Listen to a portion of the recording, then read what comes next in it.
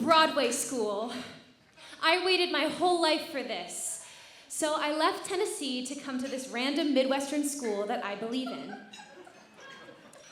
But when I got here, I completely shut down. I wanted to connect with my class, but talking to people felt like trying to catch a bus that I just couldn't catch. I somehow missed certain social cues and fell months of bonding behind. When I think of my freshman year, I think of sitting alone in my dorm. I wanted to connect with people, but I just froze. I felt like an ugly duckling amongst cardinals. I began to feel like I'm just different. I'm just different from the rest. And who can blame me hiding here? I'm safe within this nest. Different isn't naughty. Different isn't bad. So why should being different make me sad? I'm just different. They're like peas from the same pod. No wonder none of them want me. Life's harder when you're odd. Different isn't scary. Different is no threat. And though I'm still their classmate, they forget. There was this deep social freeze in me that was bigger than just a lack of belonging. Something about me was different. At the time, Ball State put on a production of The Curious Incident of the Dog in the Nighttime. There were dramaturgy displays that taught the audience about autism. The display talked about things that I resonated with, like compulsive rituals and intense obsessions and differences in understanding social cues. I thought, oh. And I found an article about how in fight or flight situations, people with autism, or Aspies, tend to freeze. I think I might have autism.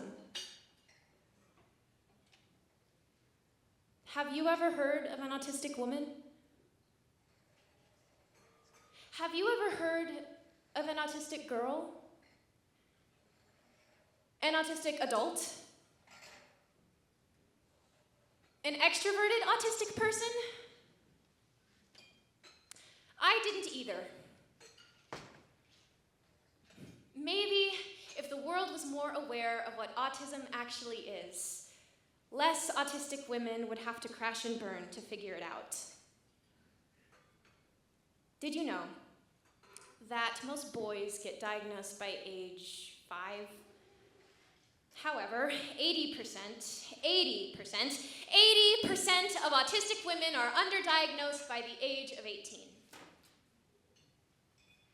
Let's change this.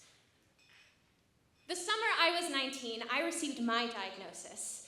Putting a name to my neurodevelopmental differences in social cues, academics, and random quirks felt amazing. I felt beautiful and brilliant. And I began to wonder, what if there was a way to own what makes me unique? And what if there was beauty to being a little socially offbeat?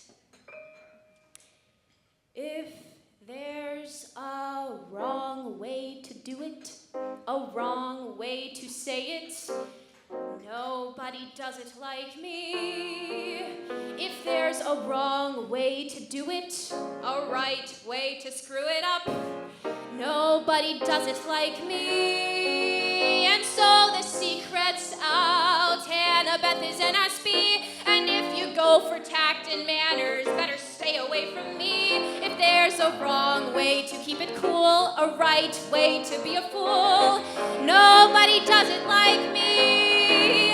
In confrontation, I say it, a challenge, I take it, just leave it to the Aspies. And when there's music, I dance it, I don't think my feet get up, nobody dances like me. And so I try to just be normal. I'm not normal, I'm a fraud. And when I act like I'm so normal, I get looked at like I'm odd. If there's a wrong way to get passed by, all odds I will defy. Nobody does it like me. Nobody does it, no. Nobody does it anything. Like me.